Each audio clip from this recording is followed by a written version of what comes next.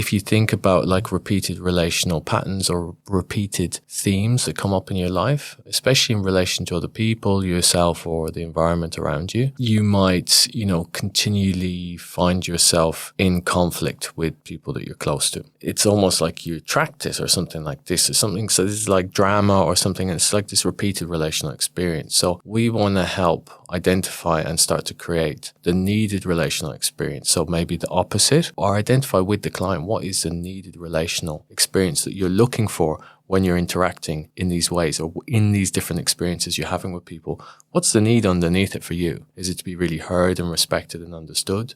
Is it to be met in a way that someone can match and challenge you in a healthy way and also be very respectful? It could be many things. Today we're joined by Luke O'Higgins. Luke's approach to psychotherapy is deeply relational, integrative, and grounded in reflective, attachment-informed practice. He draws from a range of models including Gestalt therapy, somatic-informed therapy, and internal family systems, or IFS. What unites all of this is Luke's commitment to presence, attunement, and working with what's alive in the moment. You're listening to The Right Therapist, where we demystify therapy. We'd like to begin by acknowledging the traditional custodians of the land on which we live and work. We pay our respects to elders past and present and extend that respect to all Aboriginal and Torres Strait Islander peoples listening today. Welcome, Luke. Thanks for having me. No worries. Can you tell us a bit about your work? I'm working mainly with adults and some young people these days. And my training's been, through the Gestalt Therapy Australia school here in Melbourne, and then through the Integrative Psychotherapy degree in ICON in Melbourne as well. So kind of being exposed and trained in a lot of different models. And, psychotherapy has hundreds and hundreds of models, but I think in both of my core trainings, what's kind of united everything is this kind of relational approach, human-centered approach, as well as kind of uniting like how we're working with the cognitive thinking patterns as well as how we're working with the body and the somatic. So kind of top-down approach and bottom-up approach, and how we can actually best kind of move those in the way that connect best with the client. So trying to really meet people where they're at. And, it's really enjoyable, and it's just quite interesting how you will need to find flexibility within yourself as a therapist to meet someone where they're at. And so it's there's a lot of personal growth involved, and I appreciate that the trainings I've had really focus on that, you really need to develop yourself as a person and understand the things in you that might present difficulties in relating to other people, and really understand where they come from and their links to your developmental history, as well as how they're coming up in the present, because that really gives you a model then to working with the clients. Yeah. So what benefit would you say there is in a therapist doing their own work like that? How does that show up in the room? Yeah, well, I think, in terms of attunement, presence, and, the ability to kind of really hold your own state of mind in mind, if that makes sense. They've done some studies into a lot of the studies of how effective psychotherapy is. Most of the common factors come back to the relationship. But some more recent studies have shown that it's the reflective capacity, so the ability to think and hold, really what's going on for me and why that's going on for me internally in mind, and then get curious about the other person's internal state as well. And that's been shown to have something like 70% of effectiveness in terms of the most effective quality that therapists can have is that ability to really reflect on yourself, and really have that active reflective process going on and engage with that, whether it's doing therapy, whether it's just being very good at reflecting on your own stuff, because it's going to come up in the work. It's going to get evoked by the client. The client's their stuff is going to get evoked in relation to you. So it's very alive. So, being a therapist provides you with more sharper opportunities to see where you need to do the work to be able to meet someone where they need to be met, because you're going to have barriers to that depending on the person in front of you. So it feels like the most important part to me.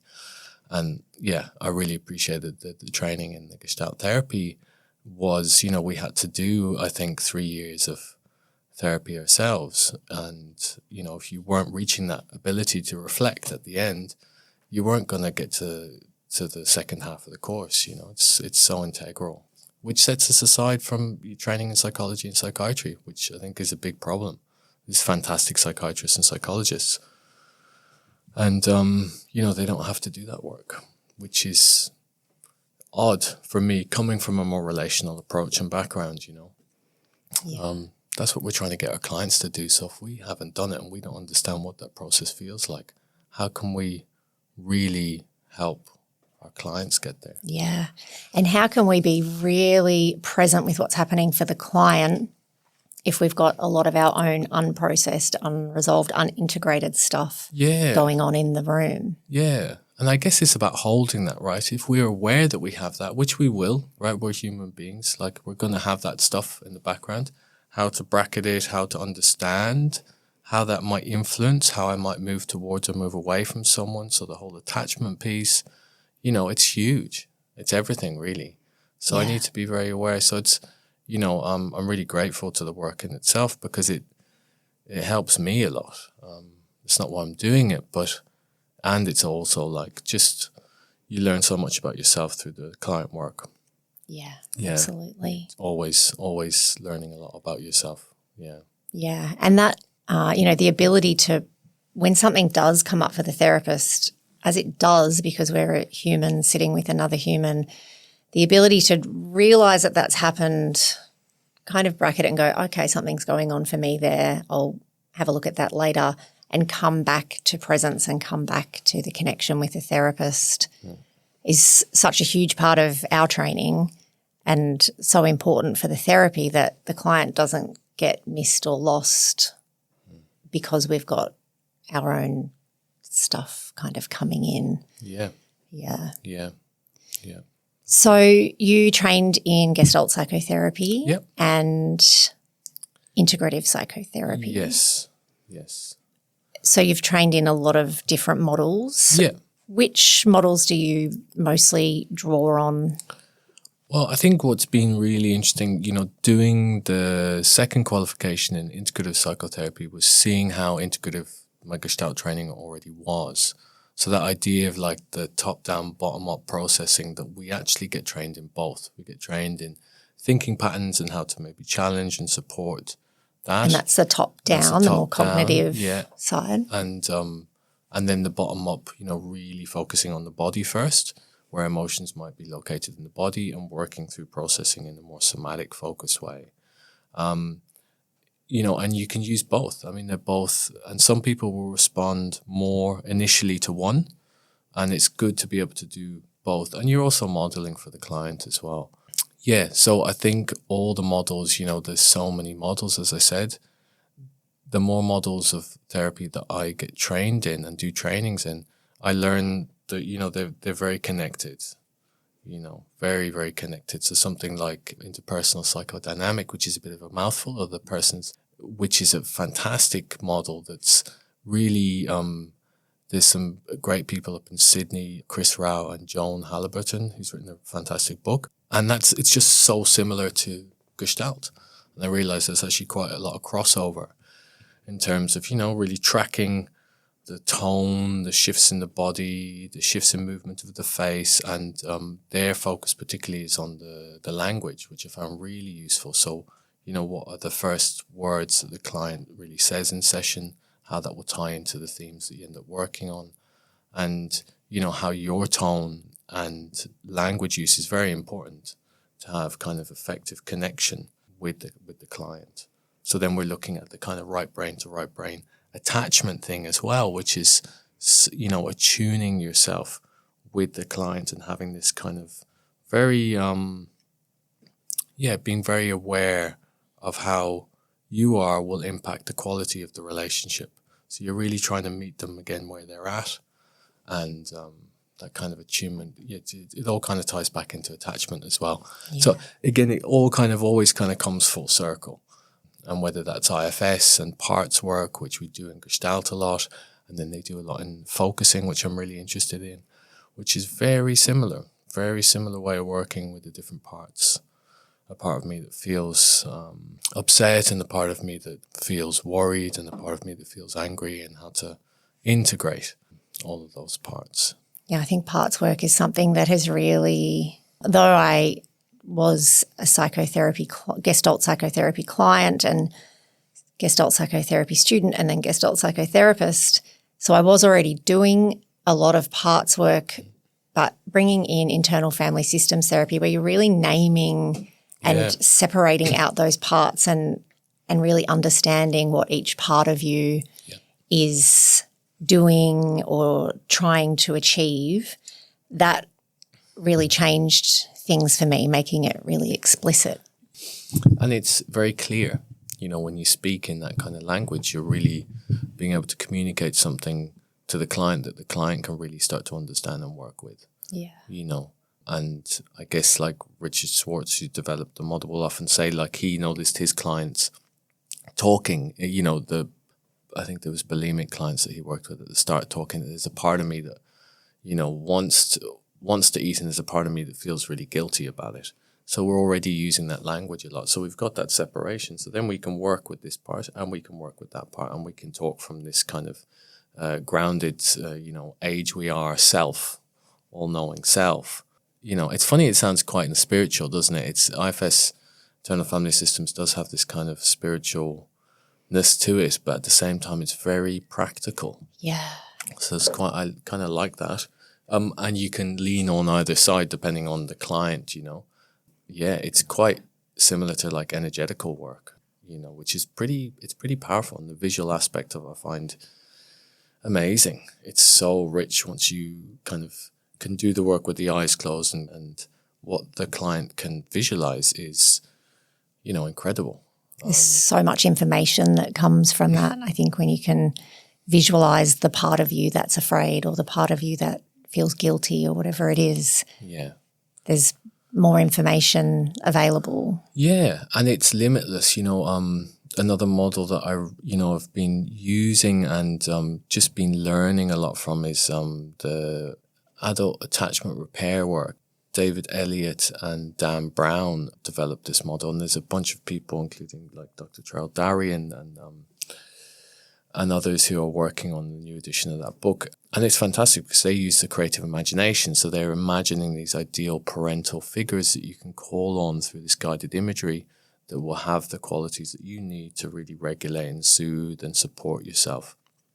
And, even stuff like positive psychology, you're using this creative imagination to, what is the ideal outcome here? What would that look like? What would it look like if you felt the complete opposite to how you feel?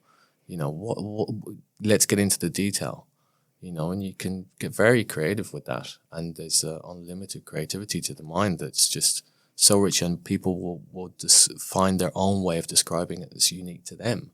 And then you can go back to that image, the texture of that image, the tone of that image, the lighting, the facial features, everything. Sort of using the information to create a new experience that the client didn't have but can experience here and now. Yeah, exactly. And it's created by them. Yeah. It's their information, and this whole idea, I think with all the training I've done is, the client is the expert. They're the expert on their experience. So you're there to learn from them and then help them piece it together and develop, actionable steps of change towards change. So it's quite exciting work, and it's so rich. Yeah. Yeah, it's just very interesting stuff. It's so interesting, and I find it so fulfilling doing this work with people and having their kind of scope of what's available broaden, that it's not just what they receive from their parents or what they've experienced that they're stuck with, but that they can, with the help of a therapist or whatever work they're doing, broaden that out and experience something different. Yeah, something different, yeah. So that's it, isn't it? It's about the new experience, and that's one of the, I love a lot, because I've continued to train. I did the 4-year training in the Gestalt therapy and then moved on to the integrative therapy. I've been going back a lot to the readings and the kind of tenets of the kind of modern Gestalt movement. And, that's the funny thing as well, which is funny about Gestalt, because even at Icon, even a lot of the tutors, their kind of reference point for Gestalt therapy is the 70s, which is, we're kind of now in the third wave of relational Gestalt, which is very different and very modern and very similar to a lot of these other models. And, Fritz Perls was pretty mad and, practicing not very ethical ways really now. I wouldn't practice like he practiced in a lot of ways, But yeah, that needed versus a repeated experience. I really like that as some of the theory that we did a lot. Can you say a bit more about that? Yeah, so it's like if you think about like repeated relational patterns or repeated themes that come up in your life, especially in relation to other people, yourself, or the environment around you, you might, continually find yourself in conflict with people that you're close to. And, you just always, it's almost like you attract it or something like this or something. So this is like drama or something. And it's like this repeated relational experience. So we want to help identify and start to create the needed relational experience. So maybe the opposite, or identify with the client what is the needed relational experience that you're looking for when you're interacting in these ways or in these different experiences you're having with people. What's the need underneath it for you? Is it to be really heard and respected and understood? Is it to be met in a way that someone can match and challenge you in a healthy way and also be very respectful? It could be many things. So we have something that we want in relationship, for example, but we might find ourselves continually finding something that we don't want in relationships. Yeah. And is it that we don't want it, or is it that, there's something in that? Like, what's going on here? What's, my partners all feel the same, like they've all got the same attributes and all the same challenges in that relationship. So why do I keep choosing people who are like this? Or you're getting the same feedback from partners that we're being a particular way in relationships that isn't working. And that's the gift of therapy, is that you can work that through with the therapist, and that's what we do, is we're working that through in a way because we are another human being. It's a very much there's a lot of boundaries. It's a very different type of relationship, but there is that relational part. So, we're attuning in a way to meet the needs of the client in the way that they really need, and that's one of the main goals, I think. So that's the relational piece. That's what relational therapy is aiming to do, that the therapist and the client can have a relationship where the client gets what they need, not what they generally get in relationship, not the repeated thing that they get, but what they really need. Yeah, well, and that we can work together to figure that out, because what will happen is that those relational patterns will come into the work and they will have a similar experience perhaps that they have with other people. They can be very frustrating, might shut them off, might make them want to finish therapy. And the idea with, the relational piece is you can actually work that through and go, I wonder what's happening between us right now. And I wonder how this might, I wonder how familiar this is. And then we can look at it. So whatever happens between us, we can use as a way to work something through and gain deeper understanding and be able to reflect collectively or, to mentalize about it together, which is key to healing. And then you have more flexibility. Then you can have more choice. If you understand it, you can choose how you engage with it. That awareness, having that true awareness of what's happening. And so the client who is having conflict in all of their relationships, who comes to you, who might experience that same conflict with you because that's their relational pattern, in relational therapy that can be named either by the client or the therapist that something's happening here, or I feel this conflict with you, or the client might just be like, I'm angry with you. Yeah. It's an opportunity to explore what's happening in the relationship and for the client to gain a really deep understanding of what exactly happened here. Yes. And what else might be possible. Yeah, and it's great because it's so powerful because it's not just what's happening here, it's what's happened in my life. Maybe what even happened in my parents' life.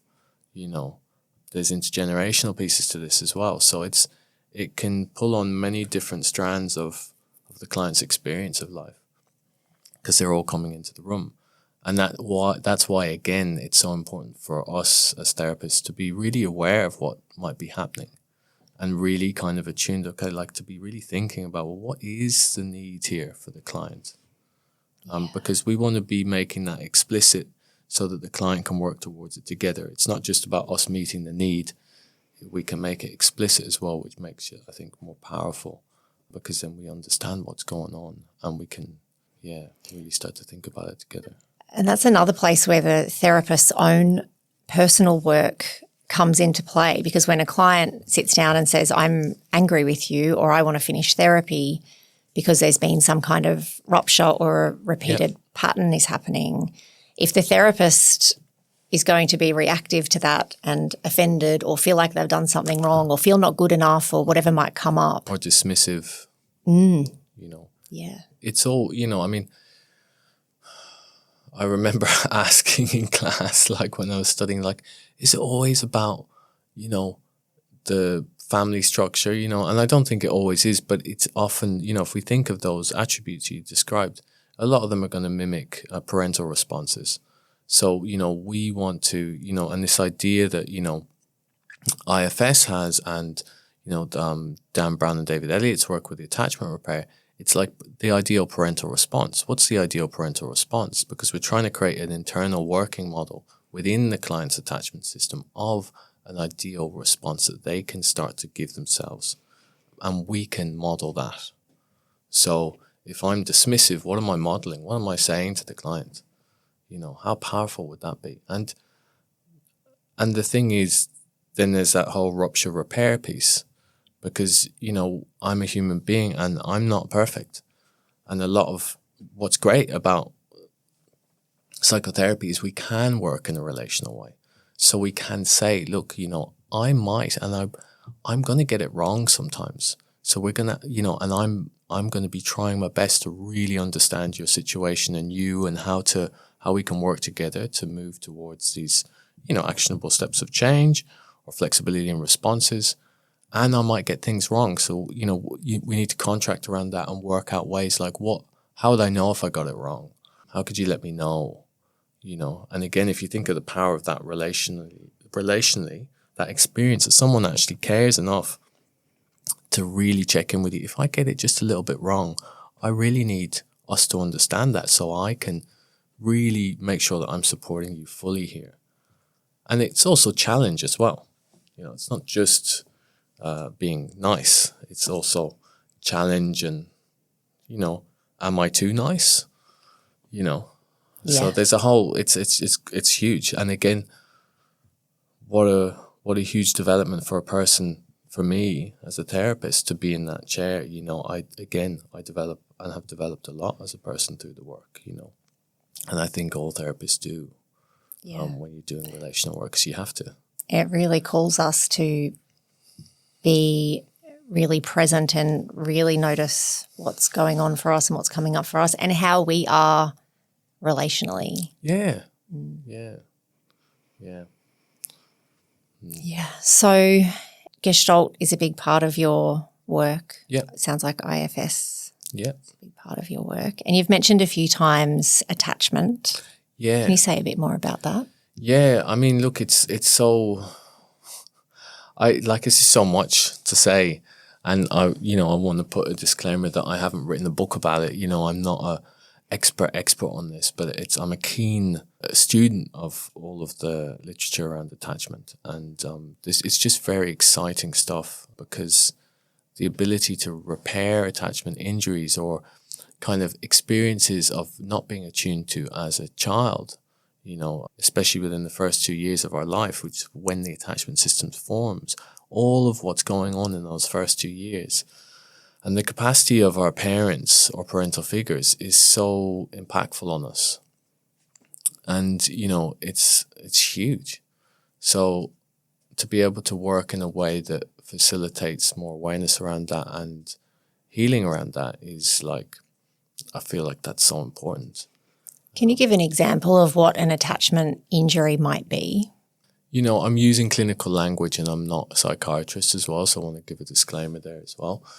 My understanding is some kind of misattunement, on the lower end of the scale, and then something that could be, seen as abusive on the higher end of the scale, So there's a broad range of neglect, attachment. abuse. Yeah, there's a broad range and there's a spectrum, and I think they do talk a lot about there's no such thing as the perfect parent. I think the perfect parent, when they looked at attunement, or the good enough mother, was 30% of the time she was fully attuned to the baby, and that's great, Yeah, so it's not being able to meet the needs of the developing mind and spirit of the young one, And so that might be like a preoccupation, the parent having their own emotional struggle, addiction, a very demanding job, financial pressure. Just the parent's state of mind. What is the parent's state of mind? What was your mother's state of mind when you were just born? What was going on in her life? What were the stressors in her life? What were the supports she had? How well she supported was she? And how was she doing that piece of hugely difficult work of being a mother? And then where was dad? How available was he? How consistent in him being around was he? It all makes a huge difference, because this is the internal working model. This is our picture of what human relationships are. This is the picture of how someone responds to me. If I become the clown, then I can gain mom and dad's attention because they're very busy. So that's how I learn to gain fundamental needs in relationships. If I cry or if I throw a tantrum, eventually they'll, so anger might be a way of getting the attention and the care that I need. So we're very flexible. So we adapt to exactly the best way to get our needs met from our parents. And that plays out throughout the rest of our life a lot of the time, So it's a huge piece. And when there's not capacity to meet our needs and we can't figure out a way to get them met, we can just deny that those needs exist. Right? Yeah, right. So when you did that, right, like that's like a part, right? So you could use parts work. That is a part of me that I pushed down, What was I thinking there? Yeah, the Gestalt phrase of a creative adjustment. Like you could say defense mechanism. I like the term creative adjustment because it's a creative adjustment to the particular environment that you were in at that time. You adjusted in a pretty creative, pretty smart way, considering you had to push that down, and this part of you had to be the one, the front-facing one. Maybe it's the tough one, that nothing, that my parent can be horrible to me and it's fine, Yeah, I can handle abuse. Yeah. And then we make those adjustments and we make the best adjustment we can, and they work for us as best we can, the part that develops to... At that time, right? That's the key thing. At that time, that was the best thing you could have done with the resources you had, the capacity you had, we can look at all behavior like that. That is probably the best you could do with the capacity, the knowledge, the flexibility, responsiveness you had. Yeah. So at that time, we're kids, we're very young, the first 2 years of life especially. We're doing what we can. But it's quite incredible the adjustments that we make at such a young age. Yeah. It's quite amazing how we can adapt when we're so little. Yeah. And then I feel like when people come to therapy, it's generally because the adjustments that they made back then are now kind of getting in the way. Yeah. Or my toughness that, I'm not affected by anybody. Actually, I feel like I'm really alone now, or that's getting in the way of relating, or the anger I developed to get my needs met. Now I'm raging in situations where I'm getting the feedback that this isn't okay. Exactly. And so then it's like, for me personally, when I started my own therapy, I was in my late 20s, and it was like, why am I so angry? And I knew it was to do with a family member, and it's like, I can't talk to them anymore. I don't want them in my life, actually, because I'm so angry at everything that happened, And that gave the therapy a focus of working that through and developing my understanding and like processing a lot of the emotion I had around that. And, now I have a quite a healthy relationship with that family member, and I'm so glad I do. But it was hard because it was just, I was just really angry at them and, feeling really stuck in a lot of ways in my life at the time. And focusing on that gave us a way to get to all the other issues in my life as well. Yeah, it was a huge thing, and that was Gestalt therapy. And that's what I found, that's why I studied it, because it was so powerful. And that was in Spain. I lived in Spain for a long time. And, in Spain, Greece, Italy, Portugal, the States, Ireland as well, where I'm from, Gestalt therapy is really established. I think in Spain, it's pretty much like if you're going to do, you could go and see a clinical psychologist, or if you see a psychotherapist, you go and you just do Gestalt. Like it's like the alternative form of therapy. Yeah, right. Yeah. Whereas here, it's most people don't know what it is, which is interesting. It's just hasn't been developed. Yeah, it's unknown for a lot of people. What does that mean? But it's very similar to most, like any kind of integrative psychotherapy, I think is really similar to what Gestalt does.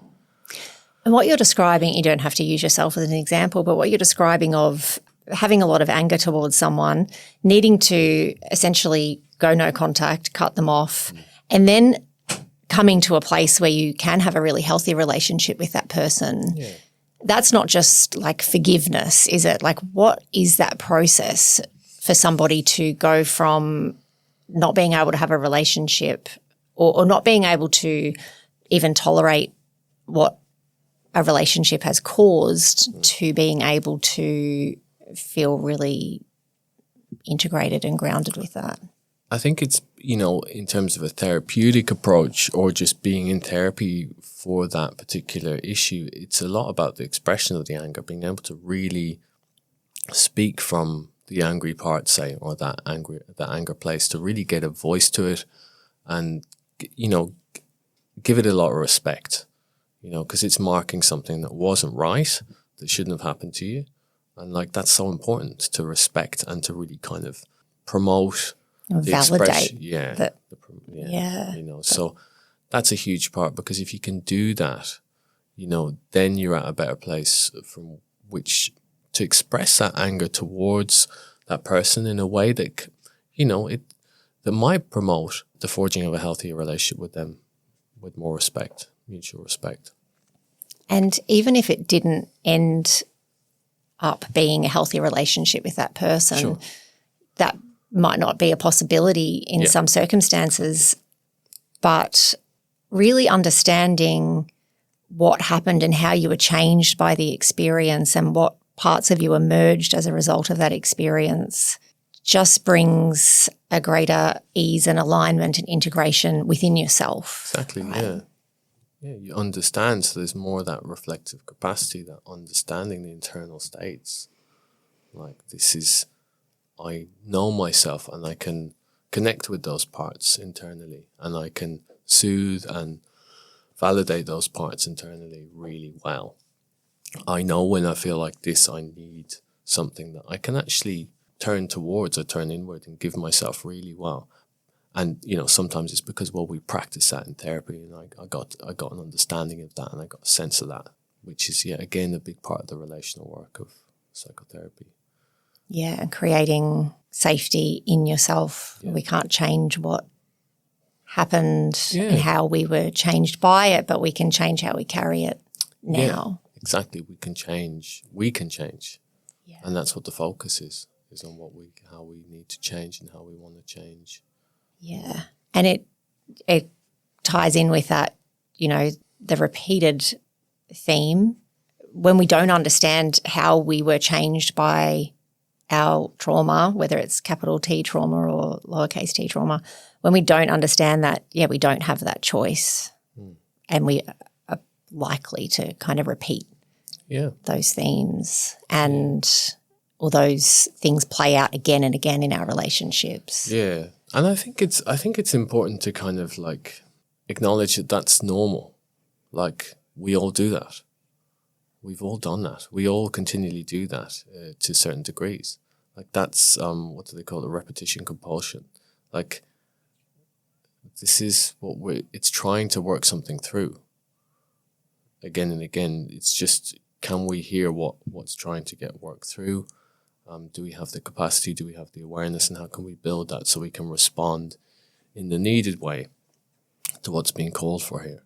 Because generally it's going to keep on happening until we respond. Locate the need that's underneath. Yeah. And meet that ourselves. I mean, and often through an intimate partner relationship, you can repair the attachment, and you can do pretty good repair of attachment through the relationship with the therapist too, but those relationships, I believe that they're teaching and giving us a better internal working model that we can facilitate within ourselves as well. We don't exist in a vacuum, right? Like, we're relational creatures. There's the whole kind of fallacy of the myth of the individual, what Gabor says, the myth of normal, that we should be really strong and on our own all the time. And if you're on your own all the time, you're actually not very healthy in terms of mental health. It's pretty rough living on your own, working from home, just, going to the gym where you don't interact with people. Yeah, we need more interaction. We need more relationships, and healing comes through relationship. Mm. Yeah. And relationship to self, very important. Relationship to others, very important. Yeah, there's not just one or the other in terms of healing. Yeah. Yeah, I think I've focused a lot on relationship to self in terms of healing. But yeah, I think, and that will create healthier relationships with others, right? It's interconnected. Yeah. Yeah, which is great. Mm. And what kind of clients come to see you generally?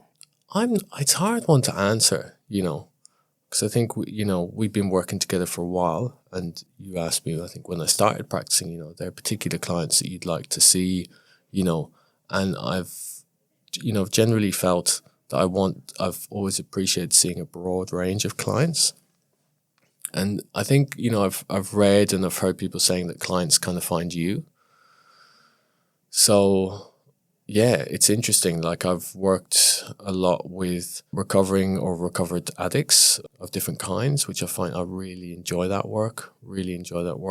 I've worked a lot with grief, which I really enjoy. Developmental trauma and stuff around, sexual violence and sexual assault as well.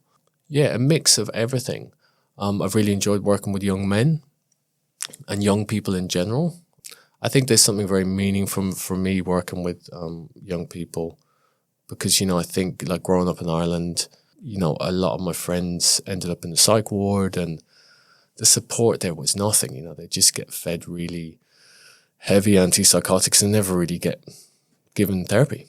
And then they're screwed, they're there for ages, and it's tough, So, like, working with young people, and, like, it's meaningful for me because I get to become a supportive model for a younger person. And, I would have loved to have more of that myself when I was growing up, and for all of my friends to have had that, I think it's really important. I really like in Victoria, and I think it's probably in a lot of the other states, they have a mentoring program where you can pair up with, so I encourage anyone that has the capacity to become a mentor for a younger person, because having a role model, or just having a adult that isn't a parent, that has some of their stuff together and that treats you with respect and interest, is, like, fantastic for a young person to get some of those parental qualities from outside of the family system. It's just great. Yeah. And some of the things that might not be available in the family system, but you can receive them from other places. Yeah. And I definitely got that growing up, and that was, how I developed into, like, I'm a musician, and I make a lot of music, and that's a big part of my life. And I got to meet people through that really showed me constructive ways of being an adult and engaging with other people. It's great. So, yeah, I really like that. I enjoy all of it. Yeah, there's a lot of different areas. Sex addiction is really interesting to me. And kind of, just having a sex-positive approach to the work is really good and really important. Yeah, and just, working with trauma, often is part of the work, and I really appreciate that part of the work. It's something that requires a lot of respect. And it's important work, you know. So if you get to do that kind of work with someone, you're in a very privileged place to be able to do this stuff and facilitate that kind of support and change within someone's system, I guess, or internal system. Yeah, it's great. And to see that, you know, like you see clients and for clients, you know, like that, then, you know, form healthier relationships. I'm not putting that down to me. I'm privileged to be part of that journey. And then, you know, might send me a picture of a newborn baby or something like that. It's like, wow, this is crazy, you know, like, you get to be on that journey with other people. Yeah. It's the beautiful thing about therapy. And in some ways, you know, sometimes clients leave and you don't ever know where they went and what they did. And sometimes you get that little glimpse of their life now. Yeah. You know, sometimes they'll send something or you run into them or something like that. It's so nice. And I feel like all clients hold a little place in our heart. Yeah, they do. Yeah, it's a lot of people, isn't it? It's a lot of people. It's a lot of lives.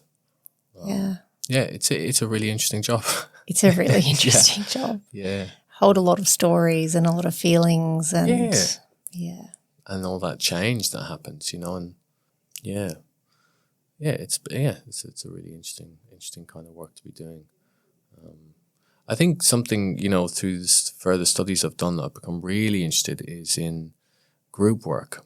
And, you know, I have a background of working with young people and working in NDIS and teaching English as a foreign language and like working in groups. And I'm really interested to start getting back into that dynamic. I miss the energy of a group.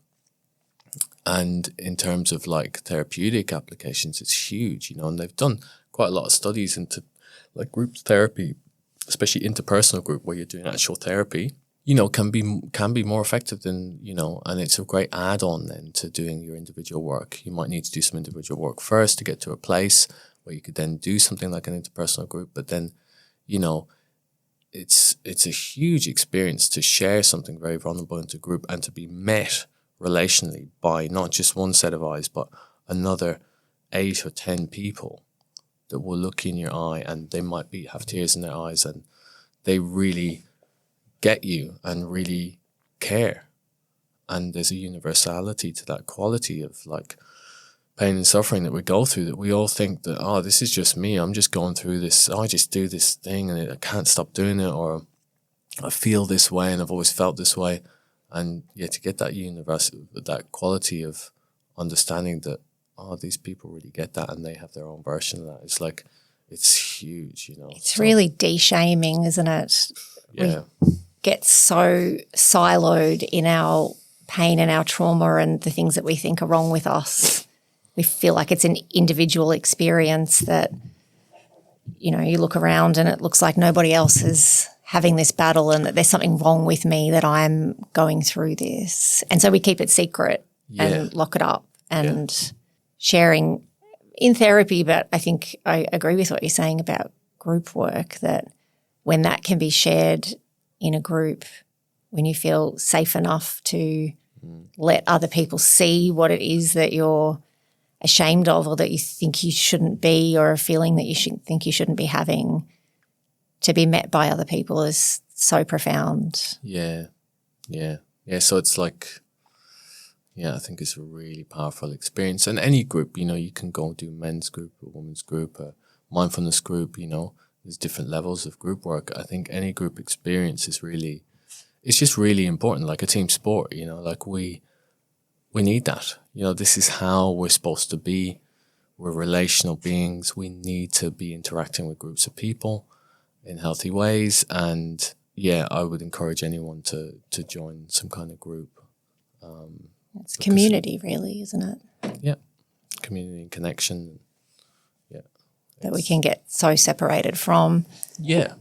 And I think even, you know, I love working from home, but I think COVID having changed things so much, I think a lot of people are working from home or not part of even a workplace in a Yeah. physical sense anymore. Yeah, and they don't they did some studies into, levels of contentment and stuff like this. And it's, just from having an interaction with your neighbor where you see them and you go, hey, how's it going? Yeah. Oh, yeah. Right.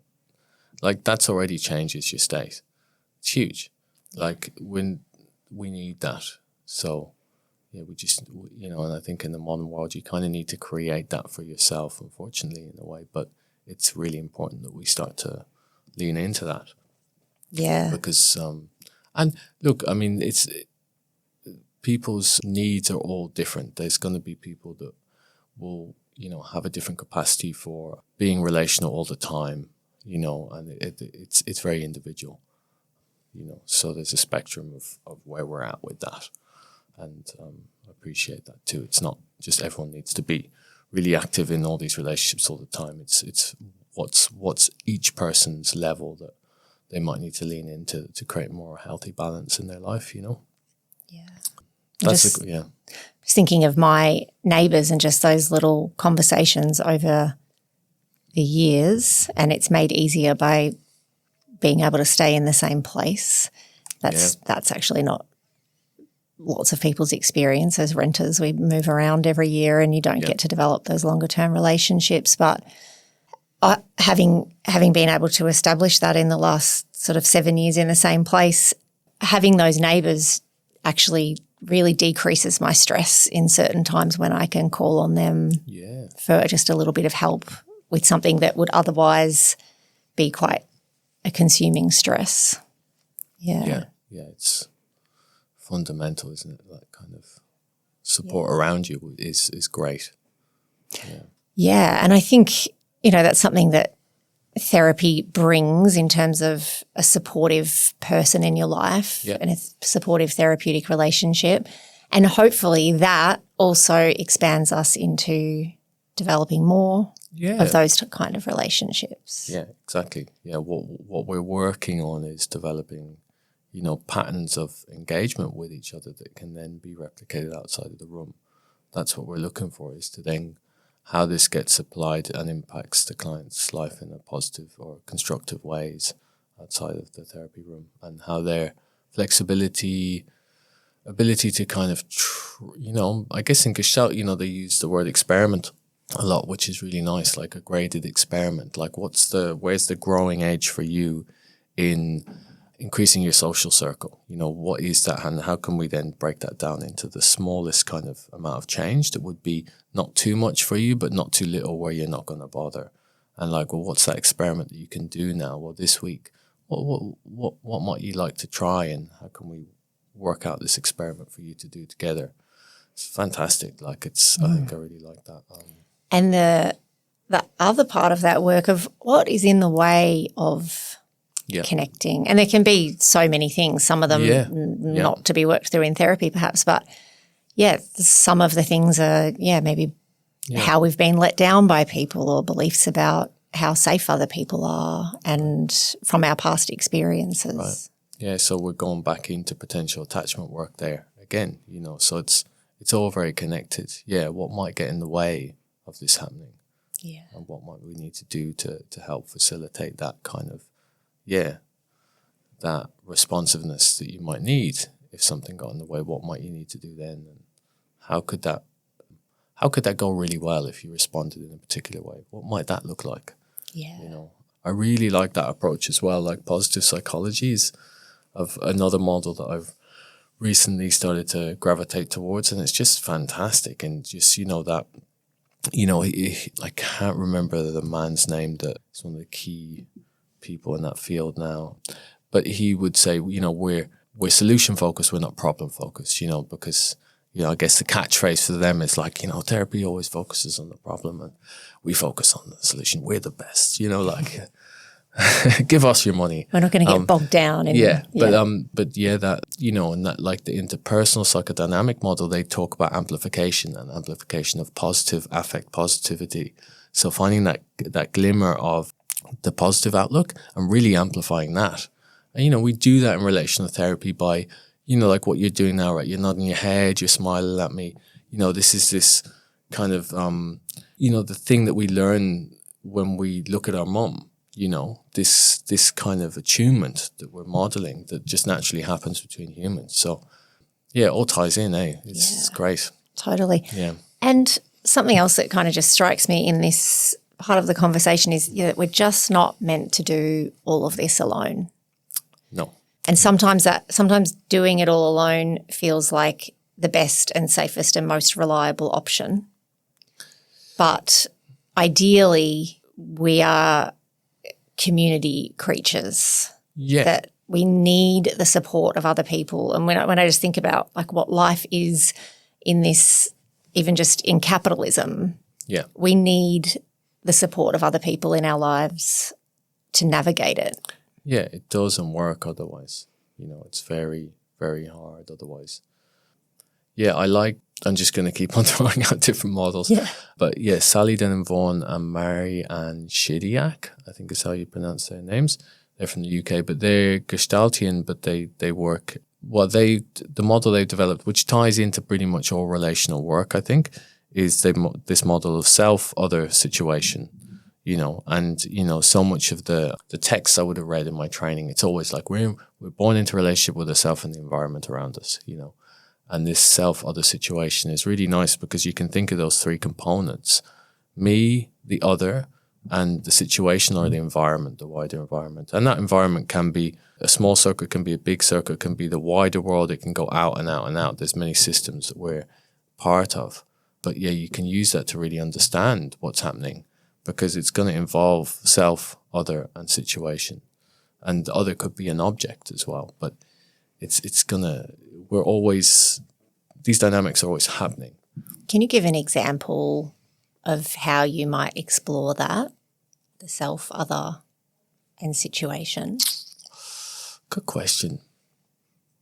I think what I've used it a lot is just a way to understand the client's predicament because it gives me a good guide because I need to understand that the client is not existing in a void that's just in front of me. They're existing in this system, this system, this system, this system.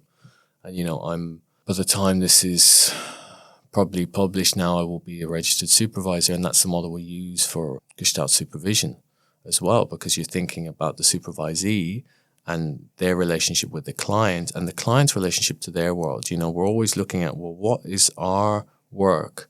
How is that impacting the client's life and the people around the client? Because the work we do with the client or with the supervisee is not just the person in front of us, it's their world. So we need to be very aware of that. And we can obviously use that, and we will use that in building the client's awareness around this as well. How, for example, their actions will have an effect on them. It will also have an effect on the people around them. And we want to explore what those effects are. Yeah. What happens to the world around them and the systems around them when they change? Because if one part of a system changes, the other parts will have to shift as well. And that could be friction, but generally it's going to be something that, it shakes things up. I think that's another thing about psychotherapy is to really, we need to let the clients know when they start the work that this work is about affecting change, and that could change things and that could shake things up in a way that might not always feel comfortable. And, we want to be very mindful of that in the way we work, that we're not destabilizing people. Each person's capacity for change is different, and we want to be working within that capacity. We don't want to just be throwing things around. We want to be moving things together and checking how they fit. I think that's a nice way of thinking about it. It makes me think of when I started psychotherapy training, and I remember them saying in the course, it's like your family are going through this training with you, or the people close to you are also going through the psychotherapy training. And I think it really has changed my family. Yeah. My family are really interested in therapy. And before I went to a therapist, and no one had ever been to a therapist, no one had ever reflected in these ways. So just how I changed and what I then brought to the family, not even ever deliberately sharing anything for that purpose, but it has really changed my family. They've all gone to therapy as well. It's changed things for all of our children in terms of our capacity for attunement with them. It can have a really beautiful effect. And then, if you're in a family where the changes that you're bringing disrupting something, it might not be so welcome actually. And you find often it's about developing another family, family of people around you that are family-like qualities, isn't it? Who do have capacity for the changes that you're experiencing and who you're wanting to show up as. Yes, and who you connect with and who can relate to you and you can relate to well, Yeah, I really like that. Mm. So I'm really curious about attachment and the model of working with attachment. Can you say a bit more about that? Yeah, I mean, I feel like there's always a lot more to learn. Like all my training would have been very attachment focused. And if we think of that concept again, needed versus a repeated, really what we're talking about a lot is the attachment response, like the attuned response, So we're trying to create more lived experiences of having a tuned response to us that matches our need, and also being able to do that for other people and for ourselves. Yeah, I mean, there's something, if we think about the parental qualities, the different parental qualities, now I might miss one here, but we can all kind of we all have a conception of this, like, consistency, protection, curiosity, kind of express joy and delight, boundaries, like healthy boundaries, being able to explore, not being a helicopter parent, for example, being able to explore, but also knowing that the person is just within reach, These are all relational skills that we can apply in modern life as adults. So, yeah, it all connects. So I think in a way, it's not all about attachment, but a lot of the work that I'd be doing ends up being about attachment, but it might not be explicitly connecting that in the moment, but it's creating that capacity to relate to self, other, and environment in healthier ways and have healthier relationships as a result, which are tying back into those parental qualities that we might have needed that we didn't get. So we want to be creating those experiences of those parental qualities towards the self and in our relationships, that we're getting someone who's interested in what we have to say, who will stand up for us if we need, who's really there for us and who really cares, and is not also just pandering to us. It's a real relationship. So that's what we're modeling as therapists, and that's what we're hoping to help the client create in the relationship to themselves and with their relationships outside the room. It's healthier attachment. So changing our roles a little here. I haven't been your client before, and obviously it's a different setting to a normal therapy session. Yeah. But I guess the objective is just to explore a little and maybe give people a sense of you as a therapist with no particular outcome in mind. Okay. And as sometimes happens when you go to therapy, I don't really know what to talk about. Sometimes, you come to therapy and you know what exactly you need to explore. But I kind of don't right now. Okay.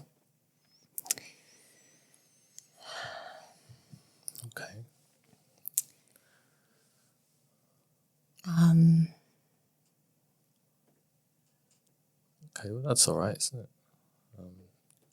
So we've got about 10 minutes together, and this time is just for us to explore what might emerge or what might need our attention in this particular setting.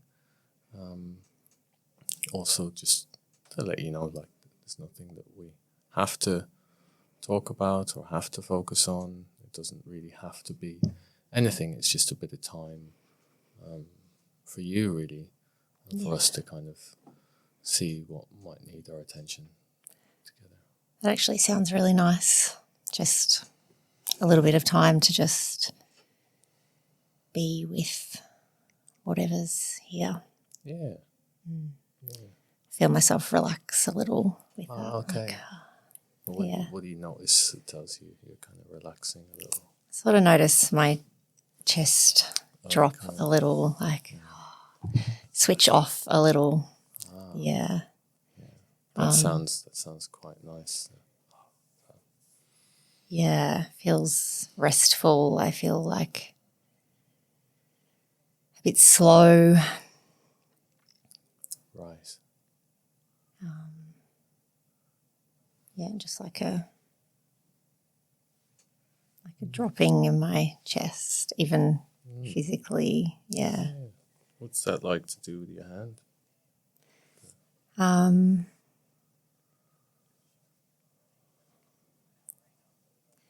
Yeah, it feels quiet and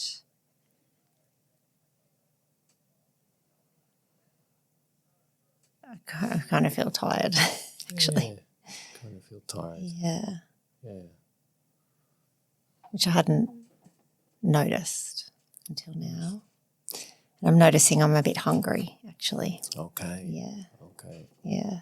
So you're a bit tired and a bit hungry. Mm. Yeah. So, yeah. Yeah, maybe a bit like running out of steam. Okay. Mm. Yeah. What's that like to say that? Running out of steam a bit. Yeah, it feels a bit, I notice I don't like that. Okay. Yeah. I don't like running out of steam. Oh, what don't you like about that? Yeah, there's some sort of like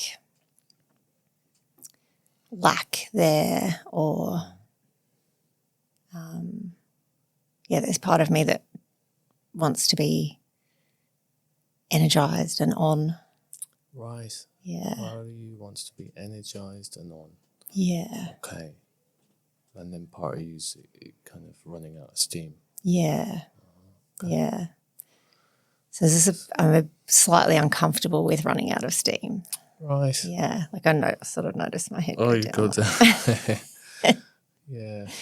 So you should be on, like the part of you that, wants to keep it going is kind of, what would that opinion be, I wonder, from that side of you?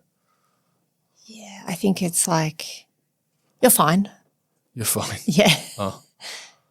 Yeah. Keep going. Keep going. Yeah. It's quite an abrupt. Yeah, it's quite, it's got a short quality to it, Yeah. maybe. Yeah. Yeah. Yeah, What's it like to speak from that place, from that voice? Yeah, it's actually a bit more energized and a bit pushy. Like you get the shoulders moving. Yeah, and I feel my energy coming back actually as I kind of connect with that part of like, no, I'm good. Oh, okay. Yeah, I don't know. Yeah, it's very different to the other part. It's it's forging forward. Yeah. It's interesting because I get the impression it's like one part of you. Like I take your word for it when you say it from that place. But I'm aware of these other parts of you there that might need a bit of, I'm not sure what they need. What do you think they might need? Those other parts that might feel a bit running out of steam. Because the one that forges ahead, she'll be right. She's going. And I just wonder what happens to those other parts then when she's there. Where do they go? Yeah, I kind of get this feeling that they're standing off to the side like, okay, keep going then. Okay. But I think that part's tired and the part that wants to forge ahead doesn't even want me to say this. Yeah, right. But I need rest. You need rest, I okay. feel a bit emotional when I say that, but I need rest. Yeah. So, yeah, there's just not much rest. Yeah.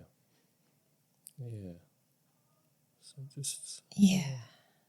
We could just slow down a little bit. And you might just like to take a few out-breaths, deep out-breaths, and just allow that to have a little bit of space. And also really respecting that part of you that wants to forge ahead. That's importance there too. Yeah, I think there's a sadness with the I need rest part.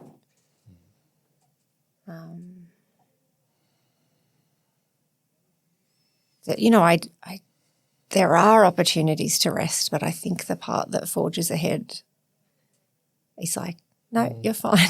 Yeah. Keep going, because there's also opportunities to keep going. Yeah. There's always something There's always something to do. Yeah. Yeah. So it's easy to keep busy, but not so easy to just really allow yourself to. Yeah. Yeah. And when I do sometimes rest, yeah, it feels maybe not that replenishing, like actually feels like a waste of time. Right, okay. So there's a bit of a gap there for what replenishing rest or could look like for you perhaps. Yeah, because when I think of rest, I think of like binging a TV show, which I do like doing, but I only allow like a little bit of time for that before I go to sleep. That's like a little bit of feels quite indulgent time. Yeah. And yeah, I don't, you know, it's not probably not that nourishing actually. Yeah. But it feels like there's a gap, like you say, between the let's just get on with it and the non-nourishing rest of sort of tuning out. But maybe there's something that could be in the middle. Great. Something in the middle. Yeah. What's that like to do with your hands as you kind of hold it there? Feels pretty solid actually. Okay. Yeah. Can you tell me more about, any other qualities or adjectives you might use for that space? Feels healthy. Healthy, yeah.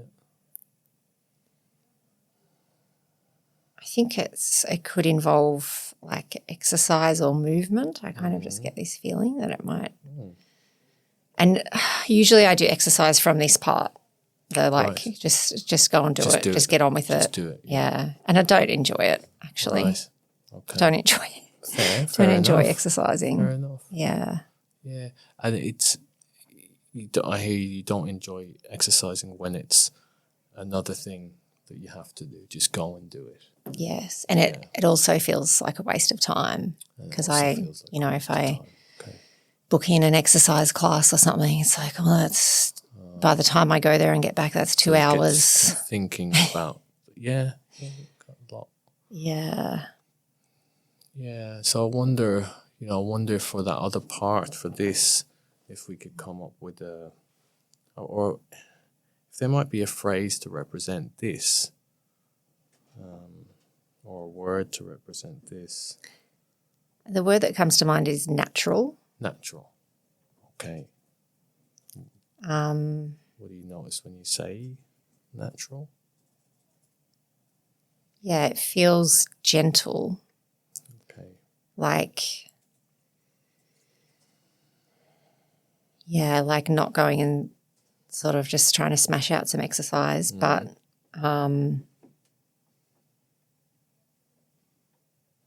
maybe just like walking or just like moving how I feel like moving. Moving how I feel like moving. Great. Yeah. Great. That feels like it might be a bit more nourishing. Yeah. Okay. That sounds really important. And there's not a big objection from this part for it, actually.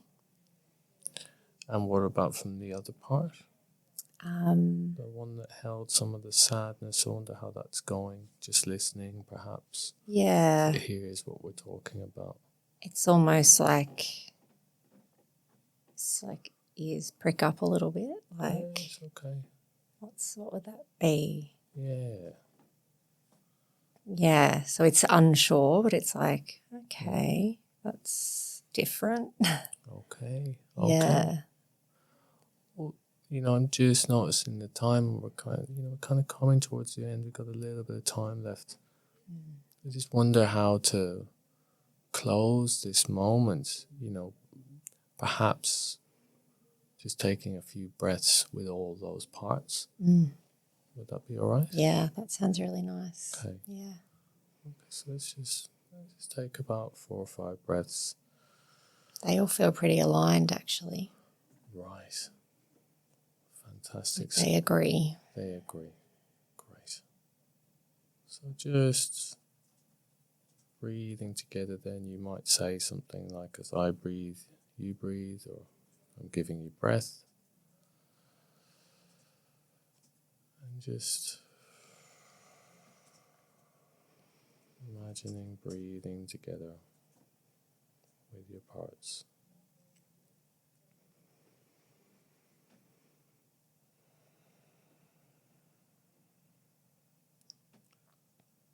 Each breath, just noticing the length of the out breath, extending each time.